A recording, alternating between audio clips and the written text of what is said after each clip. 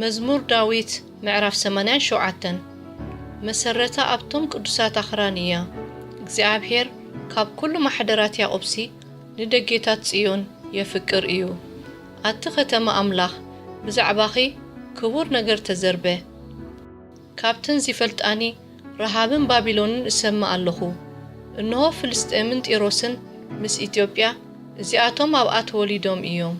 ብዛዕባ ጽዮን ድማ እዝን እትን ኣብኣት ወሊዶም ክበሃል እዩ። እቲ ልዑልውን ባዕሉ ኸጽንዓ እዩ። እግዚአብሔር ንህዛብ ክጽሕፎም ከሎ እዚ ኣብኣት ወሊዱ ኢሉ ክቁጽር እዩ። እናደረፉን እናሳዕስዑን ኩለን ዓይኒ ማያተይ ኣባኻ እየን ክብሉ እዮም።